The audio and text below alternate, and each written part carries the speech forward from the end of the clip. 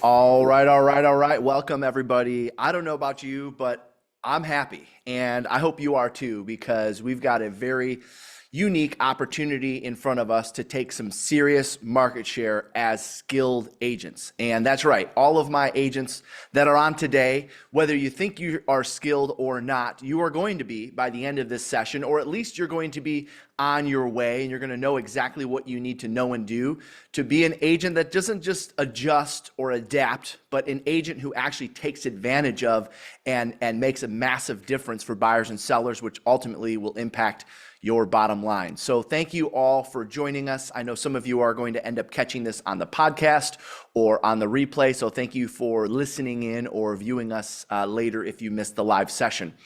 My name is Jeff Glover, and I'm excited to be with you guys today. For those that are not familiar, I've been listing and selling real estate now for 21 years.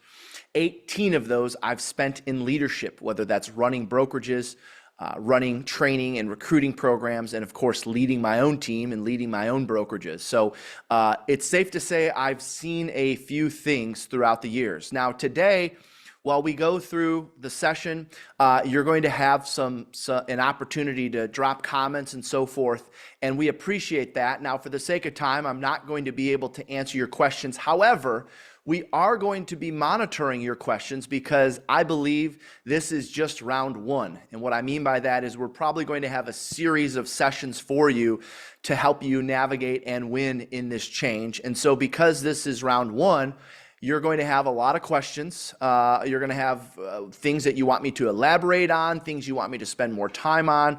And I'm going to encourage you, when you have questions, to drop those in the chat, because we will be monitoring and keeping a record of your questions and turning around and turning this into additional sessions or segments that we're going to cover at our upcoming events. So thank you for all of you for joining us this morning, regardless of where you're at. I know some of you woke up a little extra early if you're on the West Coast. By the way, before you comment, make sure while you're using the chat feature today, make sure you change where it says to everyone down at the bottom where it says chat. It's probably set. For some reason, they preset it to hosts and panelists. Change that to everyone. And I want to see where everyone's joining us from. I know a lot of you guys were already sharing your city and state or your province or country before we hopped on. But I want to know also if you're a first timer. So make sure you change it to everyone. I want to see where you're joining us from. And also add in there, if you're a first timer, I want to see who our first timers are. If this is the first time you've been on a Glover U session. All right. Wow. So awesome to see everyone from all over the United States and Canada. So great to see everyone. British Columbia in the house. I love that. Awesome. Awesome. First timers. Love seeing my first timers. So for my first timers, if you're not familiar, Glover U is a broker agnostic training and coaching organization for agents and leaders from all brokerages and from all brands. If you get the chance to come to one of our events, you're going to meet agents from every company that you've ever heard of. I mean, agents from ABC Real Estate to Remax to Keller Williams to Coldwell Banker to EXP to Real to Engel and Volkers to LPT, all of the new ones, of course, Century 21. You're going to meet agents from all organizations, and we've got a lot of agents from all organizations on today. So know that I don't have any sort of dog in the fight of what company you're with. In fact, I could give two rips about what company you're with. I'm here to help you learn and grow. I think that's probably one of the reasons why we've been growing as an organization at the rate we have been, because at our events, my intention is to not retain you or recruit you to my company, because I don't care what company you're with. At our events, my job is to make sure you walk out of there as a better producer and a more skilled producer than you were when you got there. And if you're a leader, if you're running a team or leading a brokerage, let's shout out to all of our leaders who are helping us navigate this. So do me a favor, if you're leading a team or leading a brokerage, same thing, throw that in the chat. You're either a coach, you're a trainer, you own a brokerage, you're leading a team, you're a broker owner. Where are my broker owners or managers and leaders at? Listen, our leaders in this industry are being tested more than ever right now. Our ops managers, our directors of sales, our directors of marketing, because so much is changing, and it's all for the good. I'm telling you. right? These are all going to be great things for us. I promise you, you're going to see why by the time we're done. So thank you. You know, if we were in an audience, I'd say let's hear it for all of our leaders for putting up with us real estate agents in the industry as we navigate this. I know it's not the easiest thing to navigate, and my job is to prepare today both our leaders and our agents for the changes. And as I promised in our social media posts, I'm not going to spend a lot of time giving my 2 cents on what took place and why we're here. We're going to talk, like 90% of our talk today is going to be about solutions. Now, if you've been around me for some time, you know, sometimes I can't help myself, right? Sometimes I just give an opinion and I veer. So I left myself about 10% of room for going down a bunny trail, all right? But 90% of it is going to be actionable items and things that you can go to do to win right now. So first things first, I want to make sure everyone's got a workbook. You absolutely are going to want to print this off. I know if you've been on our webinars before, you say, well, Jeff, this is just a book full of blank lines. Not this time, all right? This book has some legitimate resources in it, and we're going to be operating from this. So I don't want you to just have it up on your screen as a PDF. I know some of you have already done that. I want you to go ahead and take the extra step and click print, because I want this thing to live on your desk for the next month or two until we create the second version of this. I want this to be near you. Why? Because there's some legitimate stuff in here, and we're going to be going through this. So they dropped it in the chat. All right, so if you don't have it yet, print this off. It's in the chat. Pull it up on your screen. I recommend you print it because you're going to be making notes on some of these dialogues. I have a feeling I'm already going to add some additional flavor and discussion to some of these dialogues. Okay, so first timers, great to see you. Leaders, great to see you. Thank you for everyone being on. And let's go ahead and jump in. On the first page of your workbook, all right, you've got this one page here that says free resources, all right? Now, I'm not going to bore you with going through every single resource, but I will tell you, I believe these resources are going to be part of the solution of helping you win in this new environment that we're going to be working from. And by the way, let me just say one thing. I know we've got a handful of you on from Canada. You know, a lot of things that happen in Canada happen first in the United States, and then they end up showing up in Canada. Regardless of whether this is your rule or is going to be your rule or not, I promise you, you're going to get value from this discussion because you're going to be introduced to some new value conversations and some new dialogues that are going to help you in maintaining a fair commission and working with buyers and sellers. So thank you to our Canadian friends for being on. Good to see you, Rachel. Okay, so we've got the list of resources here. There's one that I'm going to point out, okay? I just want to pick one. And I believe it is the most important. Why? Because all of my communication through this change is going to be sent via the Glover U app. So if you have the app, number one, make sure your notifications are on, because every day, as you know, every Monday, every Tuesday, every Wednesday, every Thursday, every Friday, every day, I'm writing a message specifically designed to help you list and sell more real estate. Now, of course, with these changes, I'll be modifying some of my language to make sure you're ahead of the game. If you have no idea what I'm talking about, take out your cell phones right now, and I want you to open up your app store. I'm going to do it with you, all right? So, you know, don't make fun, but I have an Android, so I have the Play Store, all right? I don't know what you iPhones call yours, but I'm opening up my app store. And I'm going to search Glover, Glover, space, the letter U, all right? And it's going to pull it up right away. Now, mine's already installed, so it's right there, okay? If yours isn't installed, I want you to get it right now. Because why? Because all of these resources can be found in that app. Once you have the Glover U app, you don't need any other app as it relates to training and coaching and so forth in the industry. We got you covered there. All of these resources you can access through the app. That's also how you're going to get your hands on my daily message. Why is the daily message important? Well, the daily message is important. Yes, thank you, Nick. I no longer have my BlackBerry. I wish I still did. Why is the daily message important? Because every day I'm thinking of things that happened in my previous day. So every morning I write the daily message after our 7:25 accountability call with our team. And I think about, okay, what happened yesterday? How did I win? What objections did I overcome? How did I get a listing contract signed? How did I get a buyer to make a fair offer? How did I overcome an objection? You know, how did I overcome a deal falling apart? Every day I'm thinking about, I run through my day yesterday. For those that are wondering, how do you come up with your daily message? I just run through my previous day.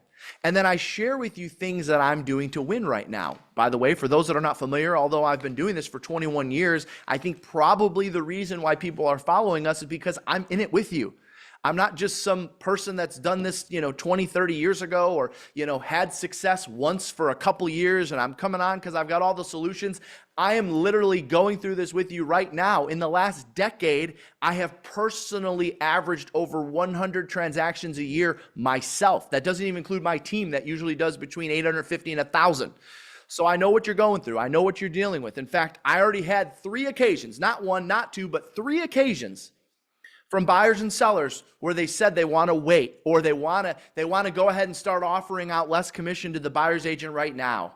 Or they want to reduce, hey, Jeff, I know our agreement says this, but if we're going to reduce the commission with this whole commission thing change coming, I want to go ahead and reduce our commission. We have a signed contract. I know what you're going through, and that's why I'm here. I'm going to lead you through the actual real live stuff. This isn't about an interpretation of what happened.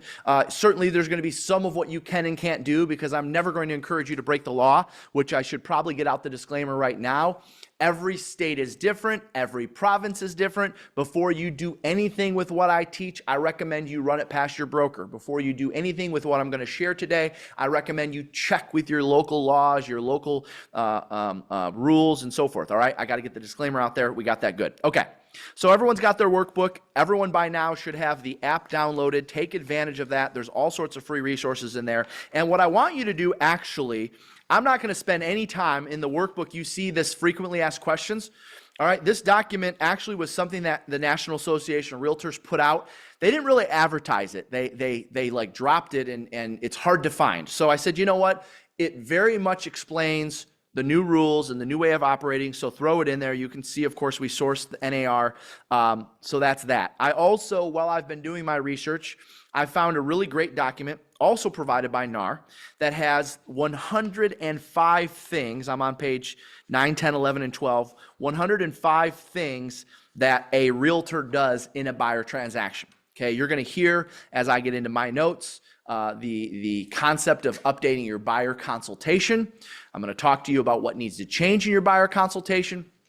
There's some absolute value in getting your hands on this, the buyer agency value document, because I'm going to ask you to include some or all of this as part of your new presentation moving forward, which we'll get to in just a bit. All right. So I wanted to make sure that I threw that in there. I also added this kind of handy dandy just as a reminder. You, of course, can get this from all of your lenders. What's allowed on conventional transactions, what's allowed on FHA transactions, what's allowed on USDA transactions in terms of seller contribution.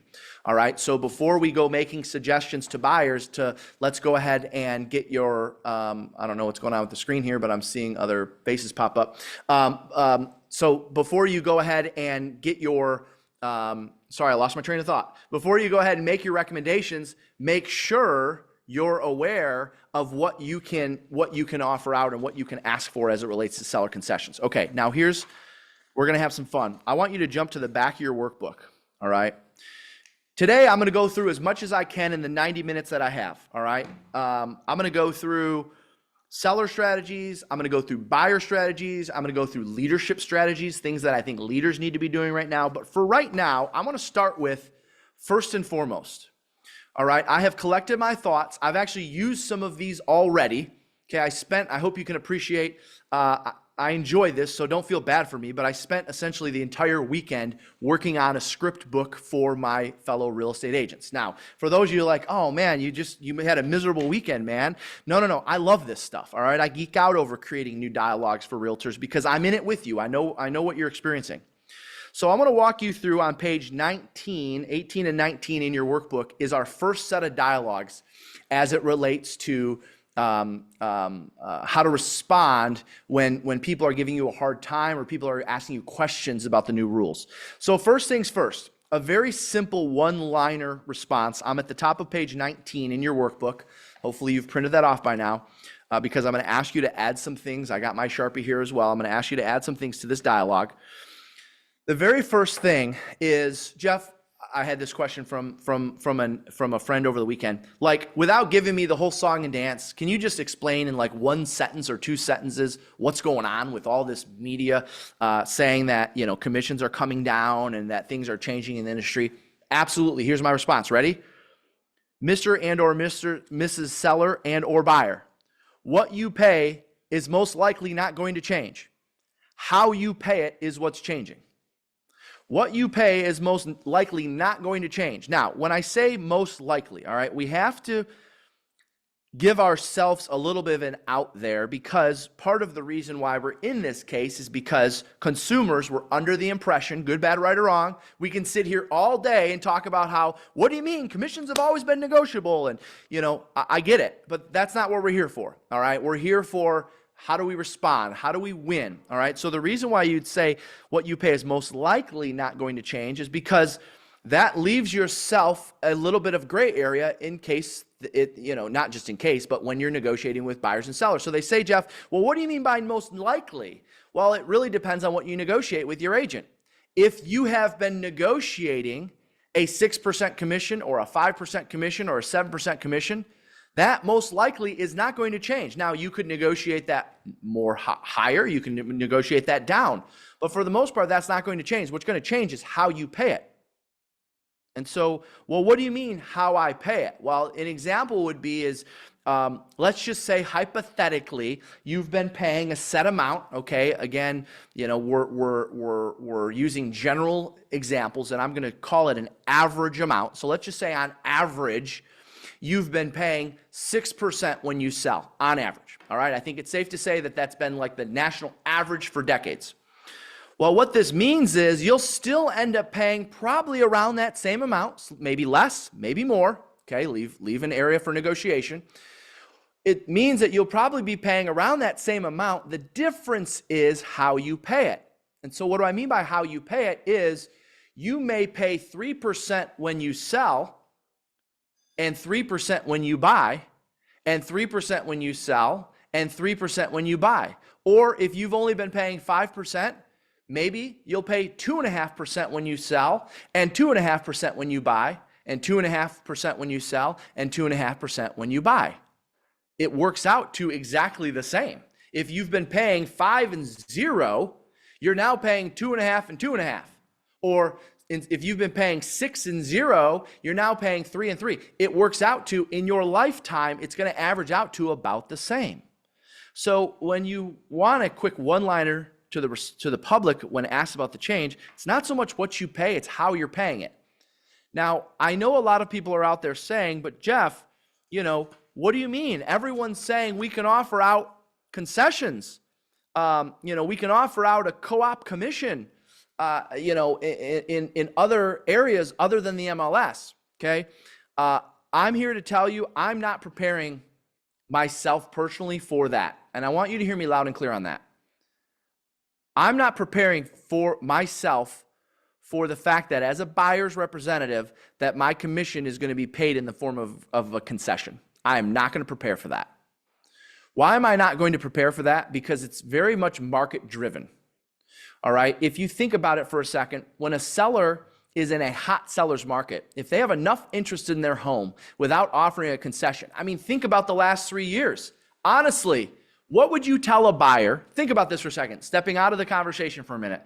In the last 3 years, what would you tell a buyer when they told you during your buyer consultation that they wanted to ask for help? Could we get some concessions perhaps? Go ahead. What would you tell the buyer in the chat? Go ahead, drop it in the chat. In the last 3 years, if they needed help with closing costs from the seller, what would you tell them? No way. It's going to be tough. Yeah, we can try it, but not going to win in a multiple offer situation. Exactly. So I know all of the experts are saying, oh, don't worry, you can just get it in concessions. Not in this market.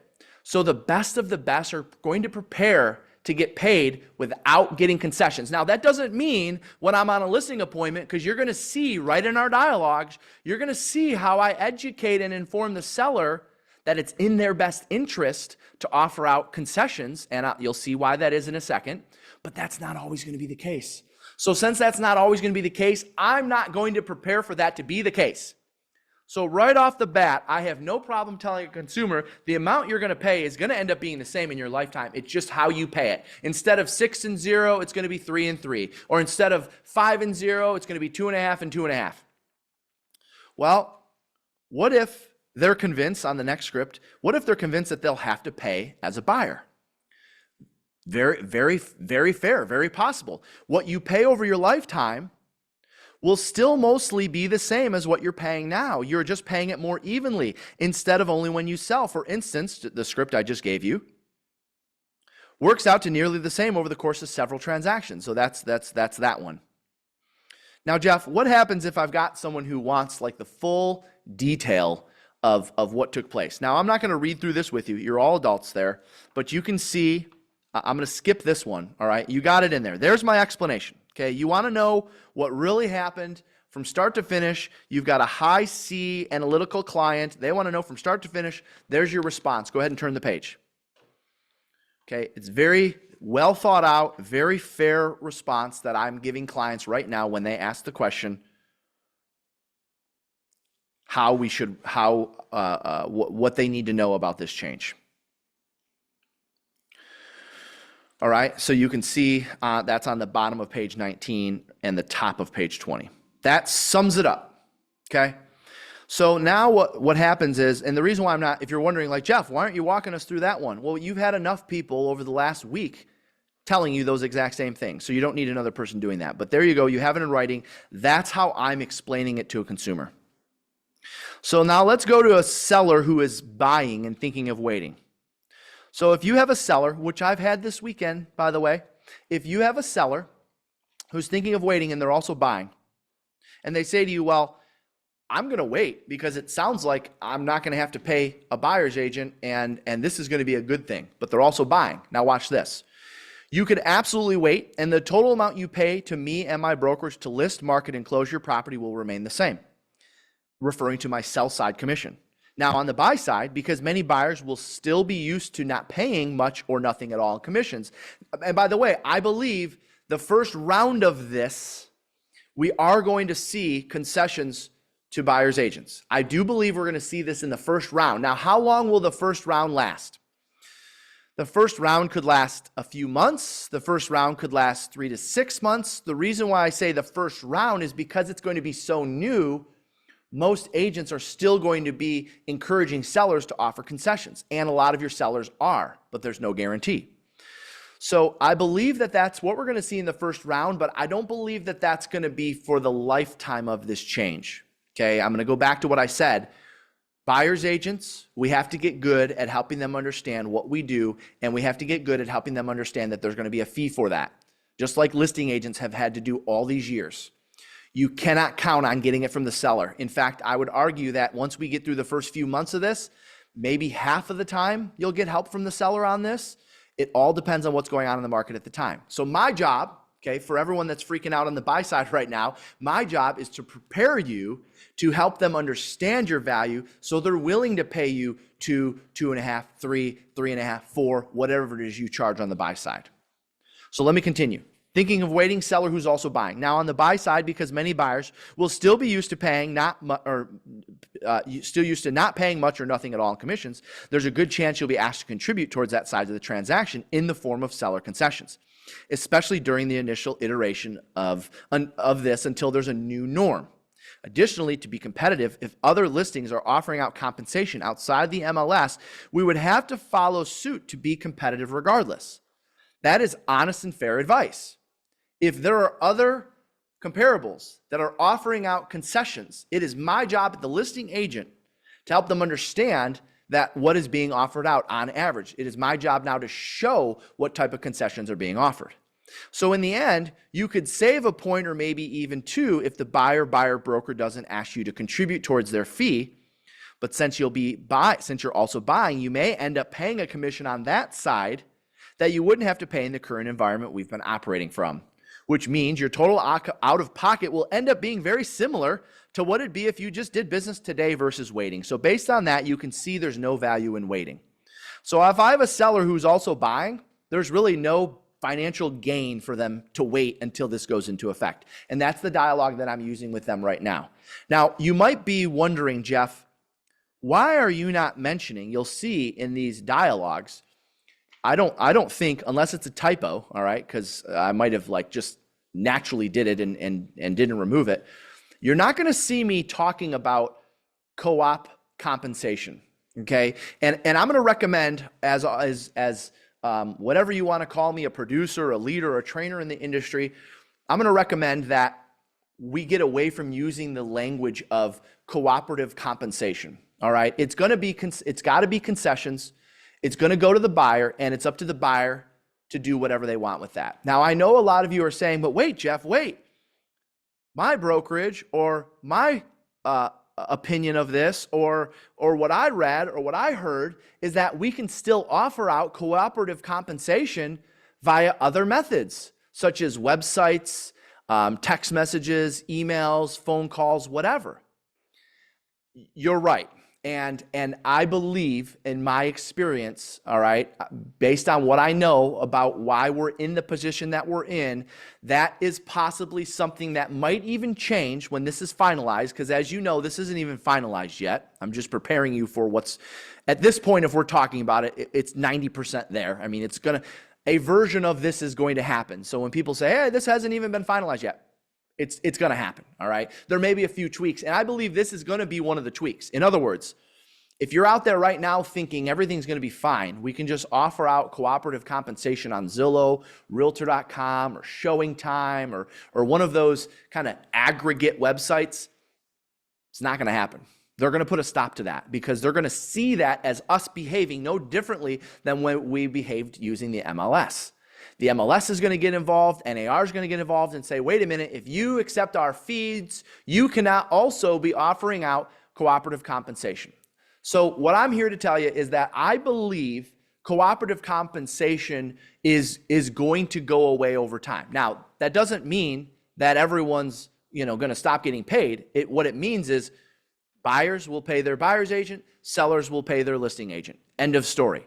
Will sellers offer concessions? For sure. Are you going to use those concessions? Is your buyer going to elect to use those concessions to help pay their commission? Absolutely, if the market allows it.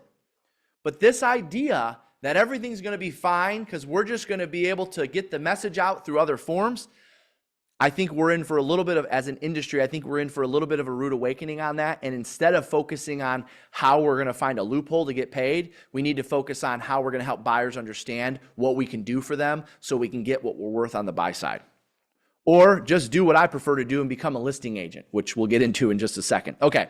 Obviously, I know that's not possible for everybody, so that's why I'm going to prepare both of our buyers and our listing agents. So what happens when we have a seller who's not buying? All right, well, there's your script for that. Now, the first couple paragraphs are the same. Again, I'm on page 21 of your workbook. And if I have a seller who's like, well, Jeff, it doesn't matter to me, I'm not buying. Well, in the end, you'll most likely be contributing something. I'm referring to concessions. So if you'd like to offer out less than what our competitors are offering because you don't want to wait, you can certainly do that too. In other words, pull all of your active listings that you're competing with right now. What are they offering out? If they're offering out 2.5% and 3%, and you show the consumer that they don't want to offer out less than that, it's not in their best interest. And it's our job to make sure they know that. So you see, as I continue on the script, however, given that the majority of our competing listings are offering 2.5%, 2%, 3%, whatever that number is, I recommend picking a number reasonably close to that or above that so we can still remain competitive. And based on that, again, there's really no value in waiting until the changes go into effect. If I have a seller who's not buying and they're thinking of waiting until the changes go into effect because they're going to save money, I'm using that one. Let's go to the next one on page 21.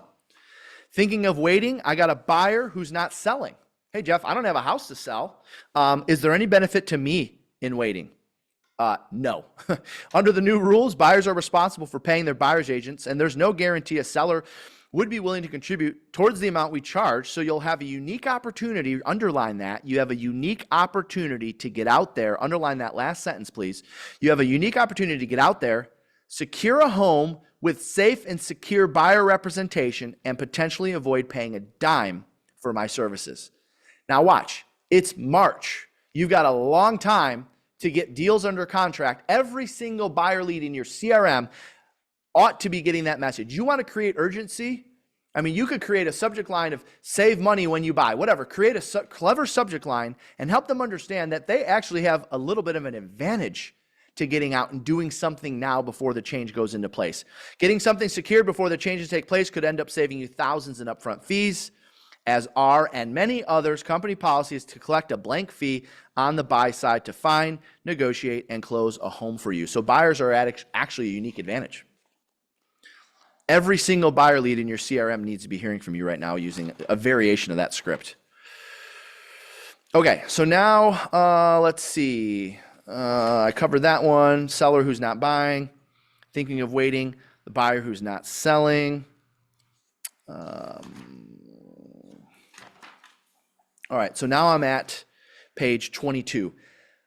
Thinking of waiting. All right, thinking of waiting. Thinking of waiting. Yep, okay, good. Thinking of waiting, double end script. So our company policy to handle, now this is someone who's thinking of waiting because they can save money again.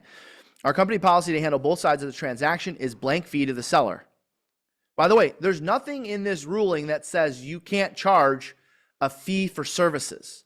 So I realize every state is different in how they handle, whether it's, double ending is essentially you're representing the seller, but there's no other agent present on the other side. I recognize that some states call that dual agency. I recognize in some states you're the seller's agent and a transaction coordinator over here. I'm not getting into any of that. That's for you to talk about with your broker.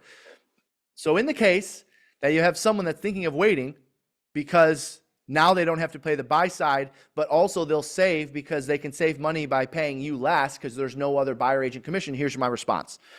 Our company policy to handle both sides of the transaction is blank fee to the seller, which will save you a little. By the way, for most cases, all right, if you've represented both sides over the last 5 years, let's be honest, you probably have given some sort of a reduction to the seller to make it win-win, right? I'm not saying you've gone from 5 to 3 or 6 to 3. I'm not putting any numbers on it. I'm just suggesting that you probably gave the seller a little bit of a break if you represented both sides.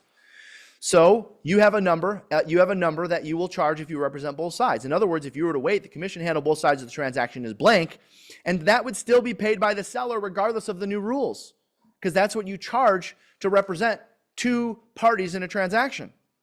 If you're wondering, yeah, but wouldn't the buyer be paying a portion of that? The answer is not necessarily, because it's not customary yet and may not ever be. Okay, we don't know what's going to happen when that rolls out. So you can see there's really no value in waiting, even if we end up representing both sides of the transaction. Does that make sense? So in other words, you have a fee that you charge to represent both sides of the transaction, even if you charge the buyer 0. Okay, I don't care if it's 4.5 or 5 to the seller and 0 to the buyer. Or maybe you say to the seller, hey, when that time comes, maybe we'll be able to negotiate the buyer to pay some of that. Again, we don't know what's going to be customary yet. Seller question before the change. What do I pay you and what do I pay the buyer's agent? Well, I assume you're asking because of all the latest announcements in the media. By the way, this is a script an old script that's been rewritten several times through the years. All right. My good friend Michael Flores down in Houston actually dropped this into the Glover U Inner Circle. Now, he dropped the old version of it and he made some edits to it, and I took it and cleaned it up even more. All right. So this script's actually been around a long time. It's just now more appropriate than it's ever been. So, question before the change. Now, what do I pay you and what do I pay the buyer's agent? This is right now, today, you go on an appointment. I assume you're asking because of all the latest announcements in the media. May I explain how commissions work? You actually don't pay the buyer agent anything. Let me explain. Now, this is before the change. Our professional fee is blank. I share a portion of that if an agent brings a qualified buyer to purchase your home. And by doing so, we enlist 10,000 realtors here in Detroit to help me market your home to their buyers, thus driving more traffic to your property, which will ultimately give you more leverage when negotiating offers. Does that make sense? This is before the change. Seller objection before the change. Well, can I negotiate to pay you less than blank? I heard it's negotiable. Well, commission always has been negotiable, and keep in mind, whatever amount you'd like to reduce to, I will have less to offer out to the buyer's agent for bringing buyers. Again, this is before the change. I will have less to offer out to the buyer agent for bringing buyers to us and ultimately keeping their buyer interested to make it to a closing table during negotiations. Would you like to know what the other competing listings are offering so we can remain competitive? Very important that you show examples of what the other listings are offering. So based on that, I suggest you offer out blank, and my minimum fee is blank to handle the listing side from start to finish. Does that sound good? So because they heard the media, because they heard the news, they think that they can negotiate less right now. Perhaps, yes, commissions have always been negotiable, but that doesn't mean that you have to reduce your fee to remain competitive. You have your fee for what you provide. You have your fee for your value, and if they do want to offer out less to the buyer's agent, they can certainly do that right now until the change. But I would encourage them to take a look at what your competition is offering out, and if they're offering out less than the competition, then it's going to hurt their chances of a great sale. All right, let's switch to now after the change. All right, so we're switching gears. Seller question after the change. What do I pay you and what do I pay a buyer's agent after the change? So we're in July now, which, by the way, the timing of for those of you, I know a lot of you are planning on coming to our retreat this July. The timing of that could not have been better. I'm doing a live listing presentation, again, from the stage. For the first time ever, I'll be doing a live buyer consultation from the stage and sharing our entire value proposition, value prop. So for those of you that are coming out to that, I think you're going to enjoy this particular retreat. All right. So what do I pay you and what do I pay the buyer's agent? Well, I assume you're asking because of the recent announcement in the media. May I explain how commissions work? Our professional fee is blank. In addition, we recommend you offer concessions to the buyer to not only help them pay their agents, and since that's what they've been used to in the past several decades, but also because our competition is offering concessions for the same. Now, sorry, my nose itches, if this is not customary, then this script does not work. So things are fluid. Obviously, we're paying attention to what's going on, but if concessions are not being offered, this dialogue goes out the window. Now, I believe, as I mentioned, the first round of this, July, August, September, October, we're going to see concessions left and right. It's possible we could see concessions forever, all right? I don't have a crystal ball. And it's also very market dependent. It goes back to, what did I say in the beginning? Did you have a shot at getting your offer accepted when you were asking for concessions? No. Now, if everyone's doing it, you do. But that's kind of like the biggest unknown right now, all right? So I'm assuming from the get-go, because clearly I put it in writing for you, that we are going to see a lot of concessions offered from the get-go. I believe that that's going to be the case. That's why I put it into the dialogue. So this will allow us to remain competitive so that we can enlist, in my case, 10,000 realtors here in Metro Detroit to help me market your home to their buyers, thus driving more traffic to your property, which ultimately gives you more leverage when negotiating offers and gets you top dollar for your home. Does that make sense? Great. Seller objection after the change. Again, it's July, it's August.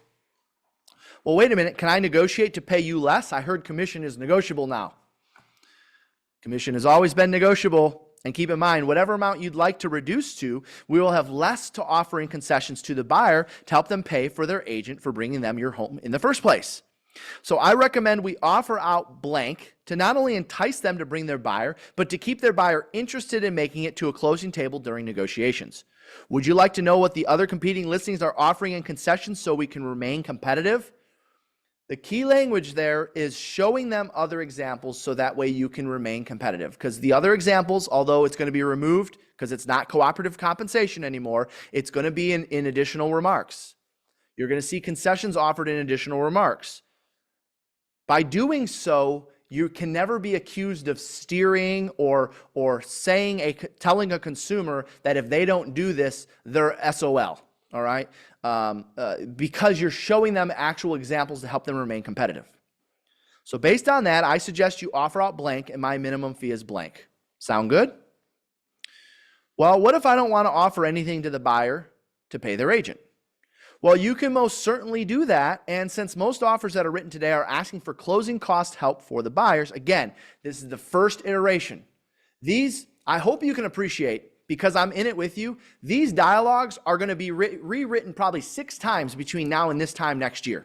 Because I'm going to find out in real time when I'm out on a listing appointment and they tell me something and I look in the MLS or I look in whatever avenue I'm using to determine concessions that are being offered and I see that they're not being offered. Well, now I'm going to have to adjust my dialogues. As soon as I have to do that, you will be the first to know. So you can certainly do that, but since right now concessions are being offered out, let me show you, you're putting yourself in a situation where watch this. I love this line, right? Underline this line. Ready? You'll most likely wind up paying it anyways, and you won't get to take advantage of the marketing power that promoting that you're offering concessions will give you. Underline that. You'll most likely wind up paying it anyways, and you won't get to take advantage. So in other words, if you don't offer it out, and they come along and negotiate it later because everyone else is doing it or it's customary, then you just lost the opportunity to attract other buyers because you're now paying concessions to help that buyer pay their closing costs or realtor or whatever they're doing with that money.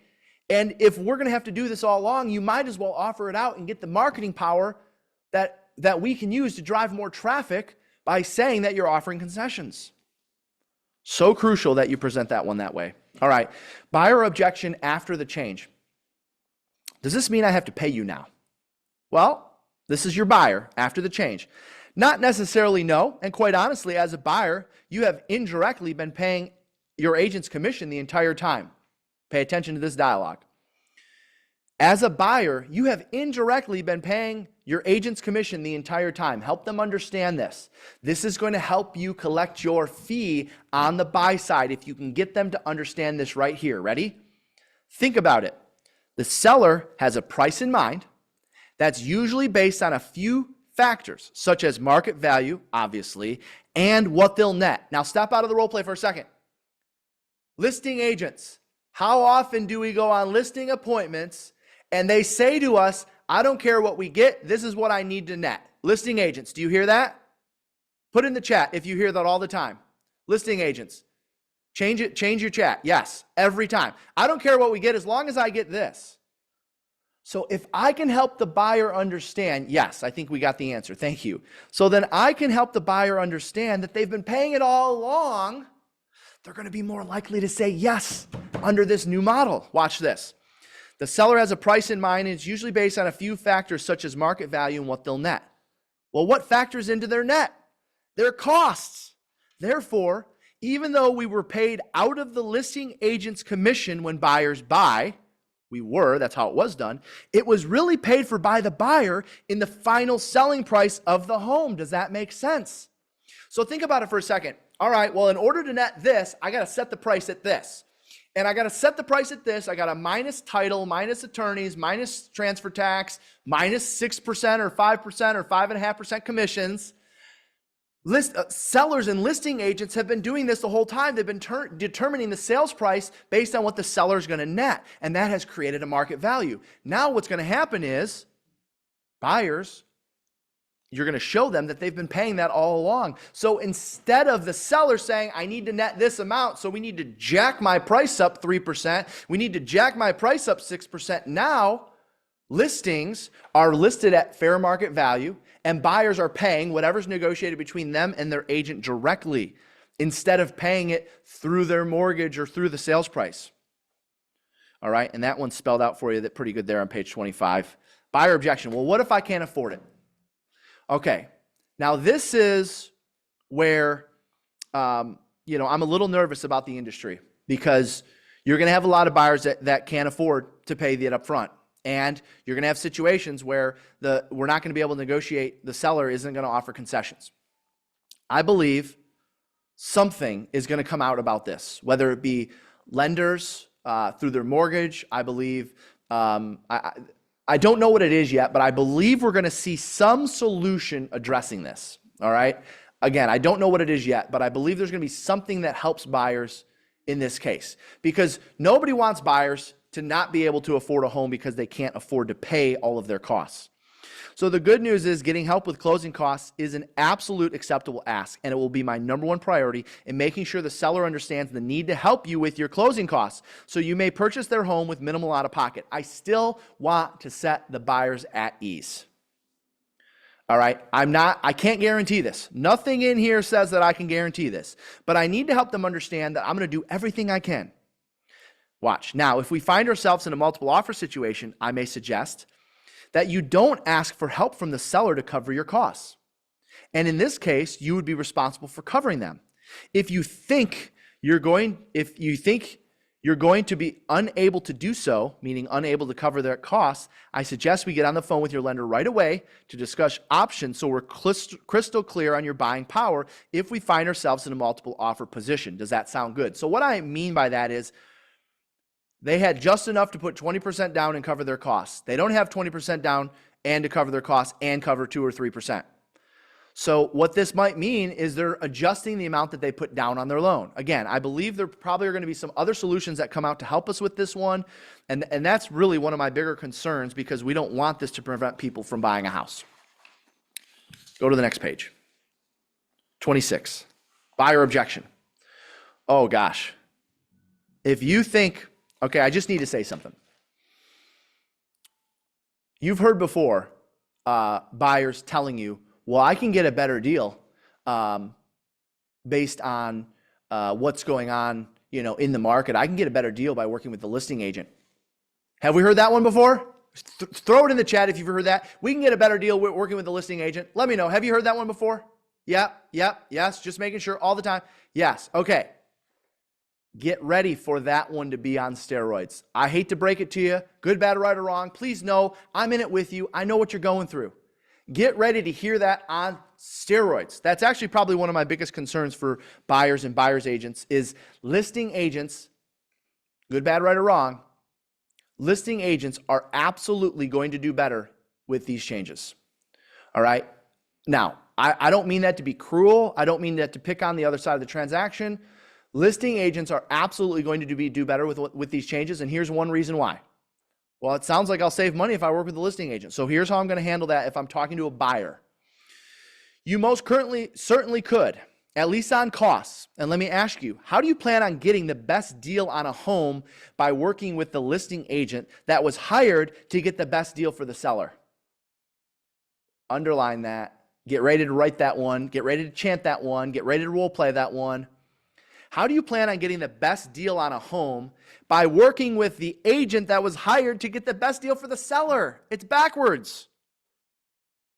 Most sellers today have already budgeted an amount to go towards the buyer's broker since they've been doing so for decades.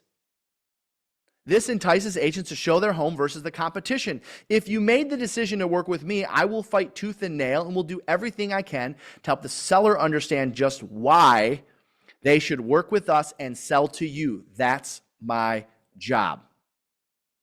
Finally, let's just say you do end up having to pay all or a portion of my fee, but you save blank % on the sales price and or secure the home in a seller's market. Wouldn't it be worth it?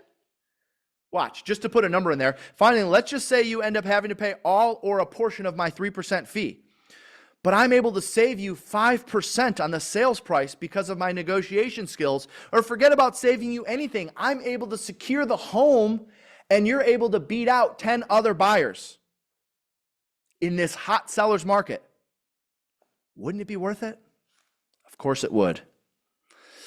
All right, well, Jeff, I'll just hire an attorney to represent me. Well, you can most certainly do that. And in my experience, attorneys are really good at understanding contract law.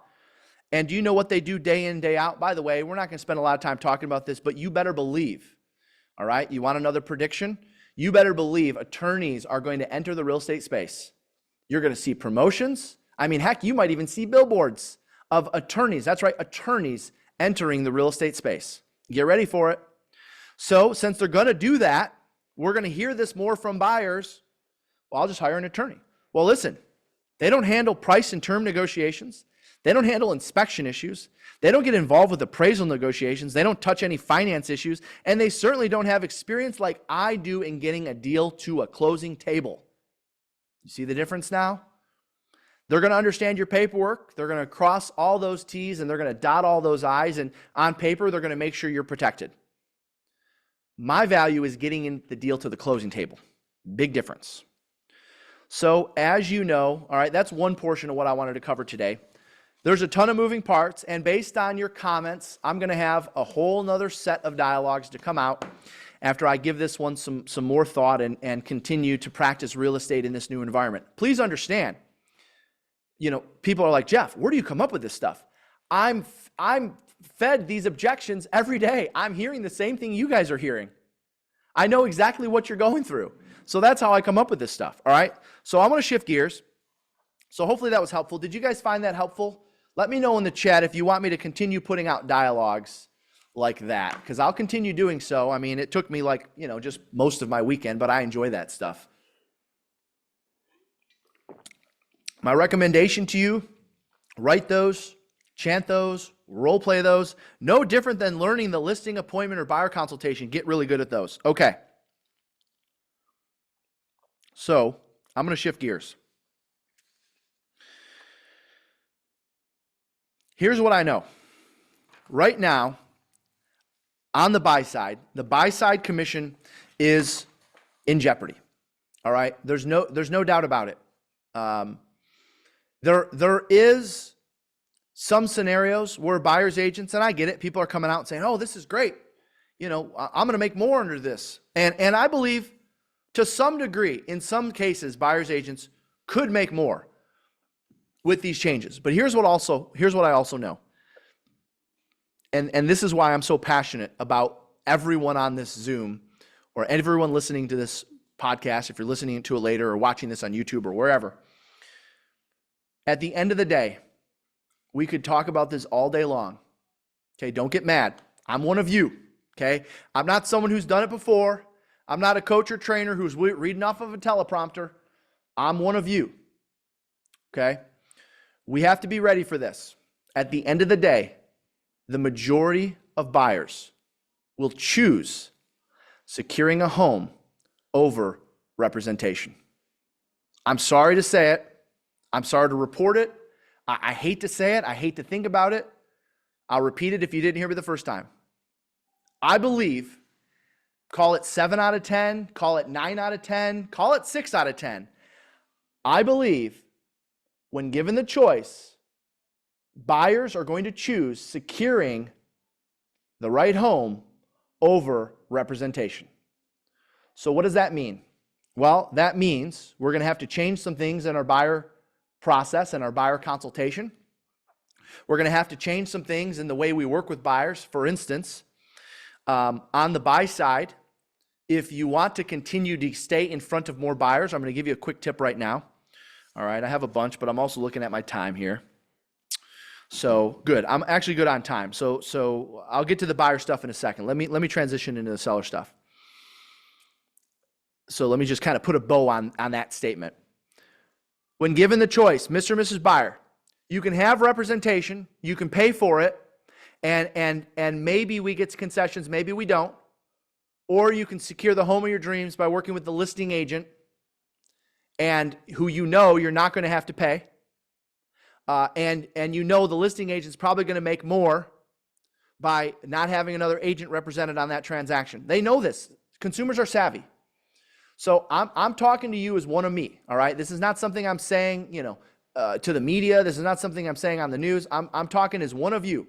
When given the choice, buyers are going to choose securing the home over representation. Now, I know there's going to be a bunch of people that come out. Who knows? Somebody might even grab that statement and say, oh, you're dead wrong. No way. There might be stuff in the chat on that. And I'm telling you right now, when given the choice, hear me loud and clear, when given the choice, they're going to choose securing a home over buyer representation. I'm sorry. I hate it.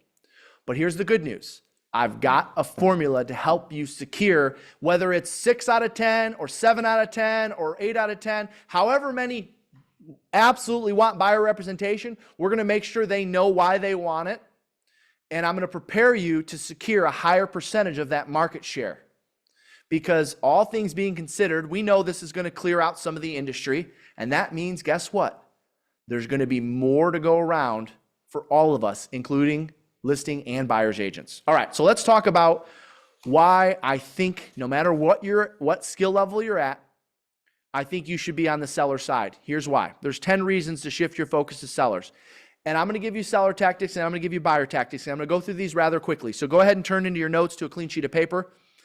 10 reasons to shift your focus from buyers to sellers. All right. If you want to make more money with this change, I promise you, hear me loud and clear on this. It's going to be with sellers, not with buyers. Okay. Everyone at the top. I mean, I'm talking the industry experts. They're not going to come out and publicly say this. And I respect why they're not going to publicly say this, but everyone at the top knows that this is going to drive commissions down a bit. By the way, for everyone that's freaking out about commissions being driven down a bit, let's just say the average commission in the country is 5.8%. All right. When I say they're going to be driven down a bit, maybe they're going to come down to 5.1%, 4.8%, 5%, whatever. They're going to come down a healthy amount. However, last time I checked, 4.5 or 5% of the average sales price in the country today is higher than 5.5 and 6% of the average sales price in the country 5-7 years ago. So this is just part of market correction. It's just market correction on the net overall. Okay, it's the market correction on the net overall. All right, so why should we shift our focus to sellers? Number one, Write down employer versus employee. And I'm not going to spend a lot of time on this. A lot of you come to our events. A lot of you are already familiar with this. Bottom line, a buyer transaction takes 38 and a half hours to transact. We've tracked it. On average, 38 and a half hours. Seller transaction, 19. You can do twice as many seller transactions in the time that you can do two seller transactions in the time it takes to do one buyer transaction. That's number one, employer versus the employee. I'm not going to get into the story of what that means. We'll cover that at another time. Number two, recognition. Well, all right, I'll just touch on employer versus employee, all right? Employers have the listing inventory. Employees spend their nights, their weekends, their evenings out showing all the inventory of the employers. Look at the hours they spend. On a buyer transaction, 38 and a half hours. A seller transaction, 19. I think you want to choose to be an employer moving forward. Number two, 10 reasons to shift your focus to sellers. Recognition in the market. Notice that listing agents always get recognition, which leads to more transactions. Unless you do it right, most homeowners in a neighborhood or in a community have no idea who represented the buyer. Now, if you follow our system, we teach you how to get the message out to the neighborhood that you represented the buyer. But if you don't do that, the recognition in the market goes to listing agents, which leads to more transactions. Number three reason to shift your focus to sellers after this change, or even now. It gives us credibility to prospect for more listings. We get a track record. Let me ask you a question. When is the last time a buyer asked to see your track record? It doesn't happen, does it? Why is that? Well, because the buyer experience is an emotional one. The buyer experience is somewhat of a concierge experience. It's the buyers are in control. It's an emotional experience. The seller experience, it's a very logical one. If I can help you shift your train of thought from emotional to logical, you'll be a better listing agent. Because dealing with sellers can, of course, be frustrating, no different than dealing with buyers.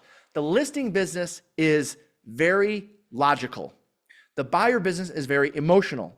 So therefore, I have logical sellers that are asking me about my track record. And in order to secure listing business, I need to show them my track record. On the buy side, I just have to show up, put on a smile, be presentable, be able to answer their questions, be at their beck and call. See the difference between the two? Number three is it gives us credibility to prospect and generate more listings. It gives us a track record that sellers care about. Buyers don't care so much about your track record. Number four, more referrals go to listing agents than buyer's agents. Isn't this the truth? More referrals, like agent to agent referrals, go to listing agents versus buyer's agents. Why is this? Think about it for a second. Before someone raises their hand and says, honey, let's put our home on the market, what do? They start shopping. And when they start shopping, they start getting in touch with realtors. And let's just say I'm in Michigan, somebody is shopping down in Florida. They go looking at condos in Fort Lauderdale. A good agent who's showing them condos in Fort Lauderdale is going to say, hey, I know a great agent up in Detroit. I'm going to get a listing referral. Why do more referrals go to listing agents? Because it actually starts with the buy side. So the buyer's agent is referring that client back to the listing agent. That's number four. Number five, it's easier to predict and anticipate future income. It's always been the case. I know going into the next month what my listing inventory looks like. I know based on showings about how many are going to sell. Number six, the 2-to-1 formula. And by the way, the 2-to-1 formula is crucial now and after this change. And so I'm going to ask, so first of all, the 2-to-1 formula is for every listing you take, you should have 2 transactions. End of story. That should be a policy within your own business, within your team, within whatever. Every listing you take should have 2 transactions. And so we've been teaching this for years. In fact, it's actually a standard within our team. And I'm going to ask them to bring that up on the screen, our 2-to-1 formula policy. Okay, this is a recommendation. Now, we're going to be covering this at the retreat. And for those of you that are coming to Lead Up, we're going to be going over this with you or helping leaders implement this within their team or within their brokerage. Here's 11 ways to get the most out of a listing. So I don't have time to go through every single one of these. So let's just scroll them quickly so you can get an idea. But for every listing you take, you should have 2 transactions. How do we do that? By the way, a lot of you are already doing all this stuff, but are you making a checklist out of it? Are you taking this and saying, for every listing I take, I'm following step 1 through step 11 as recommended by Jeff. All right, so this is just an idea of what the 2-to-1 formula looks like. For those of you that are coming to the retreat and lead up, for my brokers and leaders that are coming to lead up, I'm going to teach you how to create one of these for your brokerage or team. For those of you that are coming to the retreat, you're going to get a neutral version of this. So you're going to get a non-branded version of this, all right? You got to come to the retreat to get it though. So that's the 2-to-1 formula. That's number 6. Number 7, develop stats and reviews for marketing yourself. This is, again, something as a listing agent. I mean, when is the last time you saw a buyer's agent say, you know, I average my buyers 4% off the list price? You don't. Number 7 is develop stats and reviews for marketing yourself. Number 8, you have more control of your income. Hello. That's always been the case. As a listing agent, we have more control of the income. As a buyer's agent, you know, I've had to accept what's being offered in the MLS. And now today, I don't know what my buyer's going to pay. I don't know what's going to be offered in concessions. Listing agents have more control of the income. Number 9, reasons why we should shift our focus to sellers, because buyer leads are just more expensive today. The cost of a buyer lead today is ridiculous. And number 10, a listing-based business will lead to an unreal life in real estate. A listing-based business will lead to an unreal life in real estate, which, by the way, if you get the chance to spend more time with us, you'll learn what an unreal life is. The definition of unreal, something so amazing, it's almost unbelievable. If you get the chance to come to Lead Up, we're actually going to teach brokers and owners how to teach the unreal life formula in their own companies. If you're coming to the retreat, you're going to see the unreal life formula in action, and that's number 10. Now, as listing agents, so now that we understand we need to be great listing agents, what needs to change? I wrote down 7 things, all right? You're going to want to write these down. 7 things we need to revise moving forward after this change. 7 things we need to revise moving forward after this change. Number 1, we need to revise our presentation to reflect the changes. Number 1, we need to revise our presentation to reflect the changes. So if you're used to saying, and we offer out, or and we have to offer out, you got to change that. Instead, you're going to say, we charge blank for our full service program to help a seller market their home and get them to a closing table. That's your one-liner change. We charge blank for our full service program to help a seller market their home and get them to the closing table. Has nothing to do with what's being offered out on the buy side, has nothing to do with offering out concessions at this point. We charge blank for our full service program to help a seller market their home and get them to a closing table. Now watch, as part of your presentation, I want you to write this down. You don't have to come up with this right now, but you're going to need to. And for those of you that are coming to the retreat in July, we're going to talk about this. The sellers need to understand the value of having a buyer's agent on the transaction. Hear me out for a second. The seller needs to understand the value of a buyer's agent being involved. In other words, if a buyer wants to be represented by an agent, they have to understand what that does for them. Okay? Well, Jeff, what does that do for them? Well, watch. They have the relationship with the buyer to keep them involved throughout the transaction to get them to a closing table. So there is value in making sure when you're talking with your sellers about concessions being offered, make sure the seller understands what is the value of having a buyer to begin with. Now, that doesn't mean, well, Jeff, aren't you just preventing me from double-ending the listing? No, you're going to have situations where you double-end the listing. I promise you, you're going to double-end more listings with this change than you ever have before. Listing agents, you hear me loud and clear on that, all right? We're going to double-end more listings than we ever have with this change. Congratulations. And there's still going to be plenty of transactions where buyers are represented by agents. And so therefore, if they're going to be represented by agents, I need to make sure my seller understands the benefit of having a buyer's agent involved. That's number 1. Number 2, you're going to need to revise your listing plan of action. You're going to need to revise your listing plan of action. Okay, these are not in the notes. You should be writing these down. You need to revise your listing plan of action. Okay, your listing plan of action, you might need to remove wherever it talks about how you use the MLS and you offer out fees to agents in the MLS. Whatever you're removing, you should be replacing with your institutional marketing strategy. That's an area where we've been securing sellers for years, and still I don't understand why more listing agents aren't talking about it. Your institutional marketing strategy. In other words, everything you do to promote yourself and your brand and your team on social media. You have a whole nother avenue to build value to a seller with your institutional marketing. So institutional marketing is what you do to promote yourself, your team, your company, your brand. Promotional marketing is what you do to sell their home. Whole nother pathway for you to promote and add value. We got to revise the listing plan of action. And by the way, all right, this doesn't mean, okay, I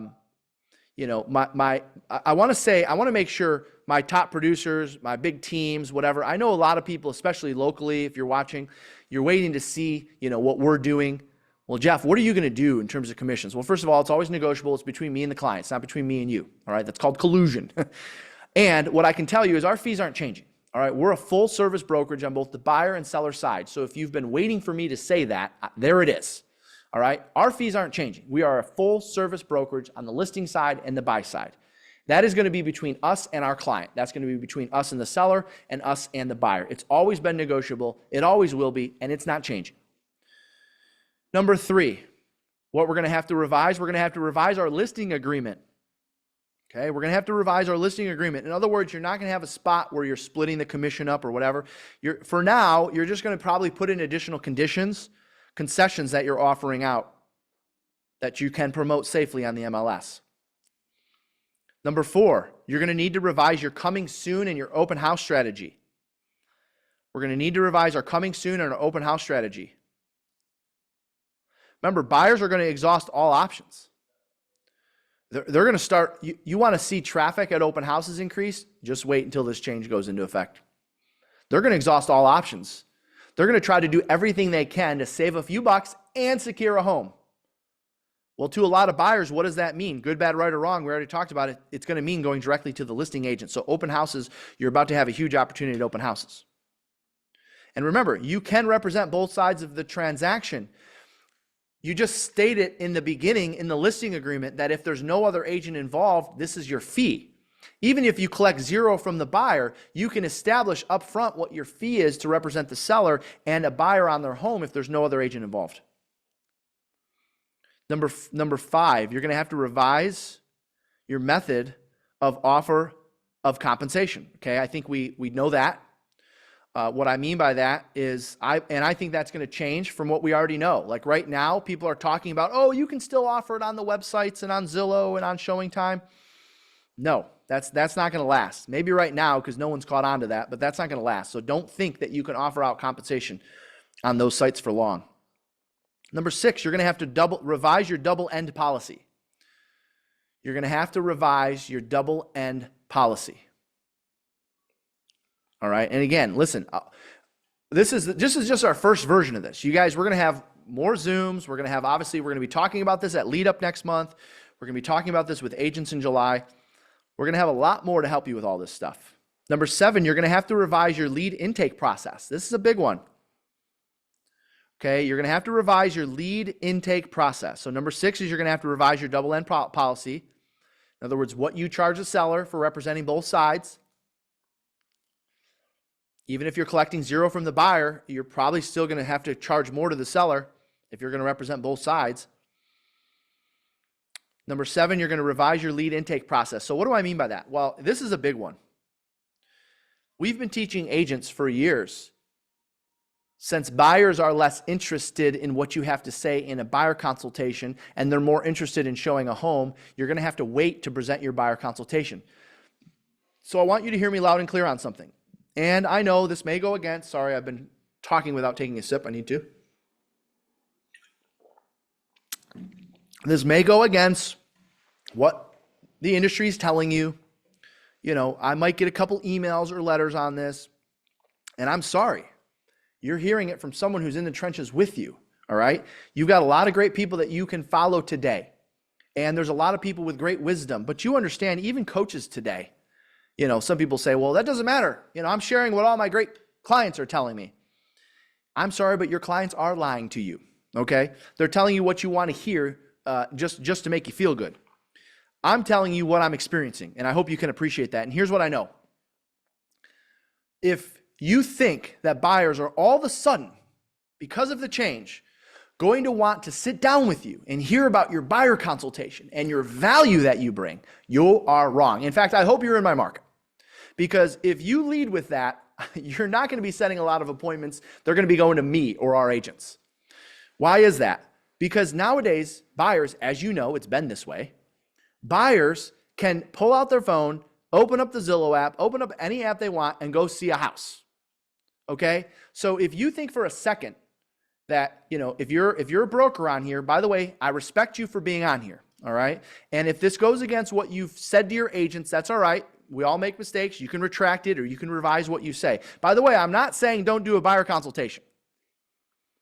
What I'm saying is you cannot lead with the buyer consultation. They don't want that. So instead, what I'm going to recommend you do, you follow the process that we've been teaching. You set an appointment to show the house. You help them understand that in order for you to show the house, they're going to need to sign something. I'm going to recommend, don't get mad. This is how we're going to win. I'm here to teach you how to win, right? I'm going to recommend that your first impression with them is not an exclusive buyer agency agreement. I'm going to recommend that your first impression with them is a non-exclusive buyer agency agreement. So as long as our attorneys and our state allows it, you better believe I'm going to have buyers sign a non-exclusive buyer agency agreement to go show a house. Because I want my impression, I want my expertise, I want my presentation, I want my skill level to be the reason why they stick with me and want to meet me for a buyer consult. But in 2024 and beyond, I'm sorry, they're not going to meet with you for a buyer consult before you go show them a house. Now, are there going to be exceptions to the rules? Of course. First-time buyers, FHA, unique situations. Obviously, if we're in a buyer's market, maybe we'll see more buyer consultations. Sure. I'm just being honest, guys. You're going to lose to someone who's aggressively setting appointments, who's teaching the appointment first model, which is what we teach.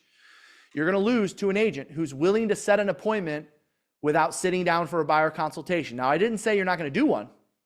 You're just not going to lead with that. Instead, you're going to help the buyer understand under the new rules or the new policies, they have to sign a document. And Mr. and Mrs. Buyer, you're going to sign a non-exclusive buyer agency agreement, which means you don't have to work with me. You can work with whoever you want. And it does outline the costs should you decide to buy this home. Okay, by the way, another way to do that, and some of you guys have been doing this anyways, is just putting the address of the property. The buyer agency agreement is just for that home. All right, so we can talk about buyer consultations at a later time, but don't lead with it. You're going to lose. By the way, I know a lot of you, and I've got some buyer consultation strategies, so I'm doing my best to not go over, and I know a lot of you have heard me say a few times, at the retreat. So I wouldn't be doing my job if I didn't share with you, because by the way, I'm going to switch to buyers, and I got stuff for buyers, agents, and I got stuff for leaders coming up. All right, so don't go anywhere. But because I've mentioned it a few times, in the back of your workbook, and if I can have them throw that up on the screen, I just want to make sure you guys know what I'm talking about. In the very back of your workbook, there's a document that looks like this. Okay, it's got me and it's got Eric Thomas on it. All right, he's one of the most known motivational speakers out there. And if I can get that thrown up on the screen. On the very next page, okay, is an event that we've been doing for years. Okay, some of you are regulars. By the way, if you come to our events, throw in the chat and let me know, do you get value from our events? Do you get nuts and bolts? Let me know if you get nuts and bolts and value from our events. Why? Do you want to know why? Because I don't have a dog in the fight. I don't care what company. You understand that events that are put on by your company, good, bad, right, or wrong, okay, they're good events. Their first and foremost goal is retention. Their second goal, if they have guests in the room, is recruiting. Their third goal is to help you list and sell more homes. 1 and 2 don't matter to me. All I care about is helping you list and sell more homes. And this particular event could not have come at a better time. Why? Because I'm going to prepare every single attendee to go out and own their market. They are going to be walking all over their competitors in terms of production, because I'm going to share with you exactly what you need to know and do to become the #1 listing agent in your town. And by the way, buyer's agents, for the first time ever, because I get this all the time, buyer's agents for the first time, I'm going to be sharing with you our buyer process from start to finish. Everything from the lead generation, the lead conversion, the showing process, the buyer consultation. That's right, I'm going to do a live buyer consultation from the main stage. I've never done it from the main stage. I do it all the time because I'm in it with you, but I've never done it from the main stage. I'm going to share with you how you're going to win in this new environment. This could not have come at a better time. Events today are $1,000, $1,200, $1,500. This event is $500. And by the way, online, I believe there's still an early bird price available till the end of the month. I don't know if somebody can check that. So if you want to win in a big way and you're an agent, I'm going to suggest you get here. The timing could not have been better. It's like $400 for 3.5 days. Breakout sessions, one-on-one interviews, masterminds, everything from start to finish. All right. So I know a lot of you are already planning on going to that. If you go to gloveru.com/retreat, that's gloveru.com/retreat, you're going to see all the details on that. That is the room you need to be in. Why? Because you're going to be surrounded by people that are adapting and making changes right in that moment. I mean, heck, it's July 15th. It's going to be in the middle of everything changing over. This could not have come at a better time. If you want to be more of a listing agent, I'm going to suggest you get in the room. If you want to be a better buyer's agent, I'm going to help you. I'm still going to suggest you become more of a listing agent because that's what we focus on. All right. I wouldn't be doing my job if I didn't share with you on that. I look forward to seeing you all in the beautiful resort town of Traverse City, Michigan. I'm going to continue with my notes. Go check that out, gloveru.com/retreat. Okay. So let's talk a little bit about the buy side for a minute. All right, you already heard me say this, and I'm gonna revise the way I said it because I wrote it down here and I said it differently than I wrote it down. So if you want to write this down again, I'm going to encourage you to do so. Consumers want buyer representation. They do. Okay, I didn't say that. They didn't. They want buyer representation, but they want the house more. They all want buyer representation. 100%. If you were to ask buyers 100% of the time, would it be great to have buyer representation? Yes. And you know what? They want the house more. And that's my concern, is how much this change is going to stand in front of that happening, which is why I'm going to prepare you for it. Okay. So what are some components of a strong buyer consultation? I'm going to share with you some things that we need to be thinking about as you're crafting your new buyer consultation. Okay. So write these down. How much time do I have? Are you guys good if I go over by like 10 minutes? If I end at 12:40 EST, I know this has been long. Just let me know in the chat. I'm going to go like 10 minutes long if you guys are okay with that. Okay. So key components of a buyer consultation. 1, 2, 3, 4, 5, 6, 7, 8. Ready? Key components. If you're going to revise your buyer consultation, which I suggest you do. In fact, where did I put those notes? Hold on a second. Okay. Yes. Okay, good. So these are the changes that you should be, or this is how you should be crafting your buyer consultation moving forward. Because by the way, I'm not suggesting that you don't do a buyer consult. I'm just suggesting you don't lead with it. So number one, key component of a buyer consultation is time spent on discovery. Key components of a buyer consultation, I got 8 of them. Time spent on discovery. Number one, discovery. What do I mean by that? Discover who they are, what makes them tick, what they're excited about, what their goals are. A lot of you who do buyer consultations, for some reason, you like talk about what they're looking for in a home last. You save that for last. Why do you do that? I don't understand why you do that. It's the number one thing on their mind, so you might as well get it out of the way. Step one is discovery. Spending 10 to 15 minutes learning about them, what they're after, what their goals are, what they're looking for in a home. Step two, understanding their timing, or what I like to put together is a timing analysis, all right? For sake of time, I don't have an opportunity to demonstrate this. I will be demonstrating this at the retreat when I go through a buyer consultation. You'll see this, but it's essentially helping them understand the time the whole process is going to take from start to finish. You'd be surprised at how many don't know. Number three, key components of a buyer consultation. You want to talk about adding value. By the way, if your brokerage or your company is putting out material on helping you build your value, I love it. And I would encourage you to attend as many of those as you can. All right. Brokerages today should be putting out sessions on building value. And if your brokerage is doing that, if your franchise is doing that, if your company is doing that, attend as many as you can, because this is really what this is. This is about building value. Number 3 is qualify. Now, what I mean by qualify is, listen, I'm not a lender, so I'm not pre-approving them. I'm not, making sure their credit is good. That's something for their lender to do. What I'm doing here is trying to get a better understanding of what loan program they plan on using, how much they plan on putting down. I need to understand what they qualify for on the lending side so I can better coach them on the buyer agent side. And I think you guys know why that is, right? Do they need concessions? Do they not? Are they FHA? Are they conventional? I got to know those things. That's step 3. Qualify them. Step 4, set expectations. Set expectations. So in other words, I got to let them know what's happening right now. Here's how it's working. Here's what's going on in the market. Here's my buying process. Here's how I show homes. I got to set expectations with them. Okay. What's everyone telling you about the market? What are you hearing? I want to know where they're at. Number 5, I've got to evaluate their buying power. I got to help them understand their buying power. And this is where I'm going to use a buying power checklist.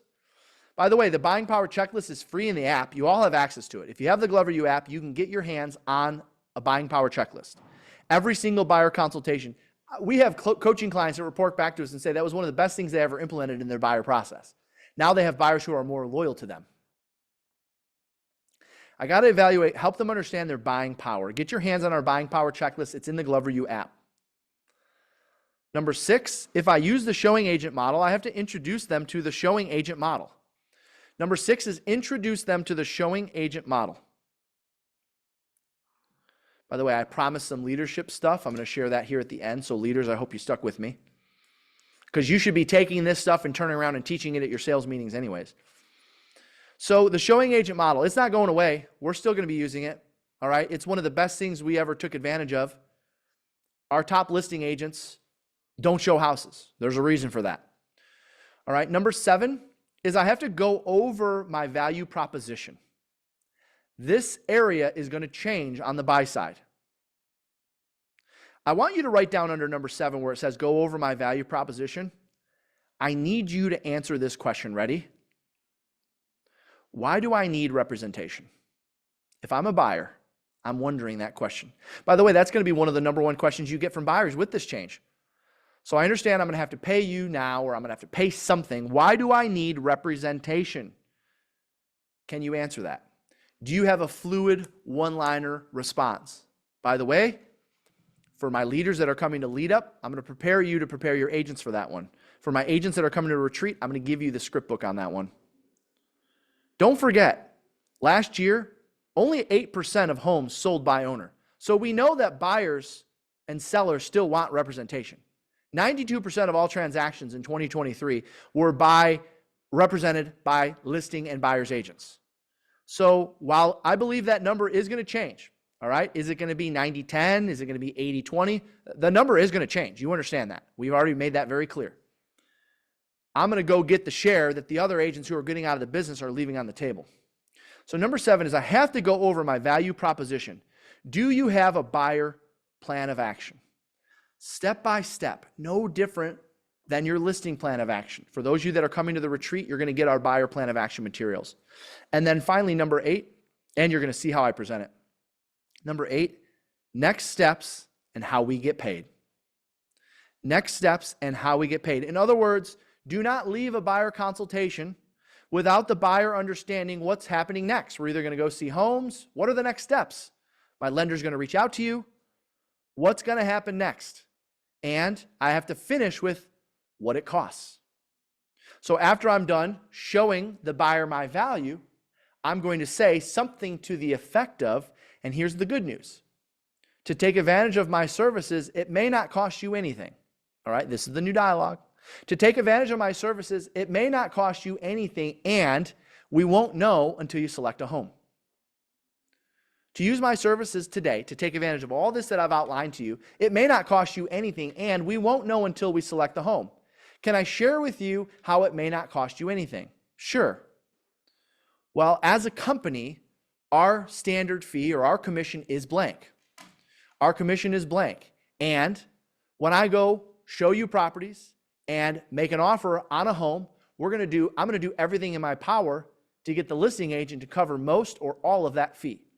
So the good news is you may be able to take advantage of all of this, and it might not cost you anything. And we may come across a seller that's not willing to contribute. And if that's the case, you'll know at that time, and you have the option to continue pursuing that house or going and finding another one. But either way, you know all along, this is the cost regardless of what I'm able to negotiate for you. And our fee is blank in order to take advantage of this. Now, by the way, if you're wondering, well, Jeff, why didn't you put all that in the script book? First of all, I put some variations of that in the script book, number one. Number two, because we haven't rewritten our buyer consultation yet. It's going to get rewritten. The whole thing's going to get revamped. And once it's revamped, I will have new dialogues for you. And once I have new dialogues for you, you'll be the first to know about them. All right? Of course, no surprise, we're going to be revealing those new dialogues, several of them in a couple weeks coming up at lead up to my brokers and team leads, but then of course to agents in July at our event. Okay. If you've made it this far and you're a leader in the industry, now, by the way, agents, don't go anywhere because you're going to get value from understanding what I'm about to share with the leaders. All right? Because if you're an agent and you're thinking, well, Jeff, I'm not a leader, I don't need to hear you. Yes, you do. Because you need to know what the leaders should be doing and what you're about to encounter. So if I'm a leader, so we talked about the stuff that's going to change on the listing side. We talked about dialogues. You got a whole workbook full of them. We talked about what my buyer consultation is going to need to look like moving forward. All right, and you're going to see that soon. Now, if I'm a leader, I wrote down there's 3 things leaders should be doing right now to win with this new change. So if you run a brokerage, if you operate a team, if you're the leader of your operations team, if you're the leader of the sales team, absolutely, if you're a leader, there's 3 things you should be doing right now. Number 1, and I know we can't use the term required, and I know we can't use the term expected, but there better be an in-office or via Zoom or other methods training once a week for 30 to 60 minutes to prepare your agents for these changes. Once a week, in office or via Zoom for 30 to 60 minutes. New dialogues, objection handlers, heck, leaders. You can take these dialogues right here and ask your agents to write them, chant them, role play them. I'm promising you right now, your agents are getting asked and getting objections right now. I've already gotten 3 in the last 7 days since the announcement. Now, some of you say, well, Jeff, I haven't gotten any yet. Well, how many appointments have you gone on? I've gone on 4 or 5 in the last 7 days. The more you go on and the more people you talk to, you're going to hear this. So my leaders, you ought to be having an in-office or via Zoom once a week, specifically on dialogues and skills. I'm also going to recommend, this is under number 1, the leadership plan, a once-a-month mastermind within your company, within your office, within your team, until the changes take effect. A once-a-month mastermind. What are you hearing? What objections? How did you handle that? So I want once-a-week training using our dialogues or somebody else's, and I want a once-a-month mastermind until the changes take effect. That's number 1. Number 2, leadership plan, retention. My leaders, I need you checking in with every single agent on your roster. I don't care if they've been with you for 1 day, 1 year, 10 years, 50 years. I want you checking in on every single agent on your roster. Make sure they understand the change that took place and are fully prepared for it. Leaders, you have to provide optimism and calm during this time. It is your job to be optimistically calm with your agents. What I mean by that is certainly we got to know our blind spots, and your agents are looking to you to know that it's going to be okay. I want you to be optimistic and calming during this time. That's going to help you with your retention. Number 3, leaders, this never changes. I want you recruiting. Why? Because life goes on. In fact, immediately following this session in this studio, well, not right here, the next studio over right there, there's a whole nother set. We have new recruiting videos being made to make sure agents in our market know that we are prepared because we've got the wisdom, the experience, the know-how to navigate these changes. And leaders, you should be doing the same thing. People want, I wrote down, calm, they want optimism, they want experience, and most importantly, they want a plan. People want calm, they want experience, they want optimism, and most importantly, they want a plan. Now, leaders, if you've made it this far, okay, I'm going to invite you, all right? I know you're going to say, oh, Jeff, it's too short a notice. I couldn't do it. I mean, people are buying tickets right now from all over the country. I'm going to invite you to turn to the back of your workbook where you see lead up. Agents, if you're still with us, and it looks like over thousands of you still are, I want you sharing this with your broker. Agents, if you want to be better equipped to win in this new market, get them into this room. Get your broker, get your owner, get your leader, get your team leader, get your director of operations. I don't care, whoever's in leadership, get them in this room. We're going to be spending 2.5 days preparing your leadership to turn around and teach you how to win in this new market. Leaders, we're going to be sharing retention tools, recruiting tools, specifically how to adapt with these changes. Now, before they scroll down to the topics, it's a full agenda. It's Thursday, Friday, Saturday, April 11th through the 13th. Now, it just so happens to be in Hollywood Beach, Florida. I couldn't think of a better time to go there because it's freezing cold where I'm at right now. And you're going to be, this isn't like one of those events where everyone gets in. There's a screening process. All right? If you've been to Lead Up, now I know that some of you have been to Lead Up. If you've been to Lead Up, throw it in the chat because Lead Up's a smaller room. You know, our retreats and summits get over 1,000 people now. This is small. This is no more than 200. All right? If you've been to Lead Up and you're coming or you got value from it, drop it in the chat. Because I want to tell you, again, could not have come at a better time. Watch. At the retreat, I'm going to prepare your salespeople for this new environment. At Lead Up, guess what? I'm going to prepare leaders for how to recruit, train, and retain in this new environment. I'm going to teach you how we're taking what has taken place and we're becoming the authority in our marketplace. 5, 7, 10, $12 million producers are joining our team. Why? Because of things that we're doing right now. And I'm going to share with you those in just a few weeks in Fort Lauderdale, Florida. What are the topics? Check these topics out. Could not have come at a better time. Half of them are about recruiting. Half of them are about training and developing. Everything. I don't care whether you're running a team of 10 or 15 people or a brokerage of thousands. I mean, I'm going to be interviewing some of the people on stage are leading brokerages with thousands of agents. One of a broker and CEO of the largest RE/MAX in the country will be on our stage. A broker CEO of one of the largest Keller Williams in the country is going to be taking our stage. Top producers and leaders from Real, EXP, Coldwell Banker, Century 21, all leaders who are leading in the trenches right now are going to be it's not just going to be me sharing with you what we're doing. We're going to be hearing from them through one-on-one interviews, panels, obviously a bunch of stuff that we're sharing. So there you go. If you want to come to Lead Up, you go to gloveru.com/lead up to apply. It's not for everybody. Not everyone gets in. You understand? We turn away just as many people as apply to get in this room. We turn away. And if you're on here and you were turned away this time, I'm sorry. You know, I understand you're working up towards being a great leader, and we're going to recommend you come to the retreat. But if you believe you have the agent count and the volume and the GCI to be surrounded by this level of conversations, then I'm going to encourage you to, at a minimum, apply. Go to gloveru.com/lead up to apply to see if you can get in the room. And then if you can, take advantage of it because we only let 200 people in that room. This could not have come at a better time for leaders, and I am so prepared to prepare you to navigate these new challenges. Everyone, it's been an absolute joy having you on today. If you got some value, I hope, let me know in the chat or just say goodbye or whatever. And, we're going to take all of your notes and comments and questions, and we're going to, I'm going to use those for the next session. I'm going to use those for content at our events and at our next session. So I'm going to do as many of these as I can for free.